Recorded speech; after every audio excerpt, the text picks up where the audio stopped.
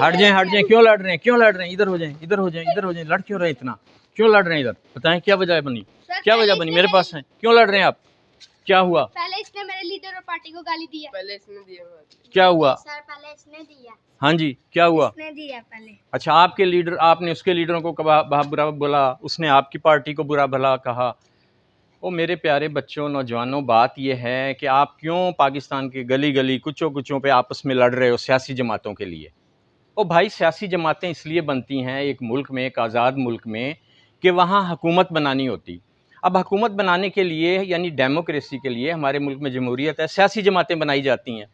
اب سیاسی جماعتیں اپنا پروگرام پیش کرتی ہیں, ٹھیک ہے. اب آپ کو جو سیاسی جماعت پسند ہو پروگرام, آپ اس کو ووٹ دے دیں. اس کو اپنے دین ایمان کا حصہ تو نہ بنا لیں کہ آپس میں لڑتے پھریں کہ جی میرا لیڈر یوں ہے اور میرا لیڈر, اور اپنے لیڈروں کا احتساب بھی کیا کریں. اگر لیڈر غلط کر رہے ہیں تو ان کو احتساب کریں, انہیں کہیں بھائی ہم غریب ہیں, آپ کروڑ پتی ارب پتی کو ساری دولت لاؤ, ہمیں دو, ہمارے ساتھ آ کے رہو. یہ تو کہتے نہیں اپنے لیڈروں کو, بس میرا لیڈر اچھا ہے اور میرا لیڈر اچھا ہے, میرا زندہ باد اور میرا زندہ باد. لیڈروں کو خراب تم نے خود ہی کر دیا. تو میرے پیارے بچے, یہ جماعتیں اس لیے نہیں بنائی جاتی کہ آپس میں لڑیں, سمجھے؟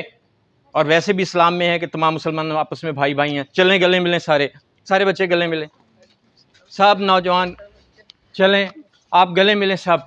اور دیکھو ہم سب آپس میں بھائی بھائی ہیں, آئیں ہم مل جل کے ایک نعرہ لگاتے ہیں, کیا نعرہ لگائیں گے؟ پاکستان زندہ باد. پاکستان زندہ باد. اور ہمارا دیکھیں لیڈر تھا قائد اعظم محمد علی جناح, ٹھیک ہے نا جی, قائد اعظم محمد علی جناح عوام کے لیے کام کرتے ہیں. آج ہم یہ بھی دیکھیں جی, سارے مل کے کہیں گے, تائید کریں گے ہاں یہ ہونا چاہیے. سارے لیڈر اپنا اربوں خربوں روپے عوام کو دیں, غریب عوام کو دیں. آپ اس سے اتفاق کرتے ہیں؟ اتفاق کرتے ہیں؟ دیکھ لیں جی لیڈر صاحبان کیا کہہ رہے ہیں عوام. شکریہ.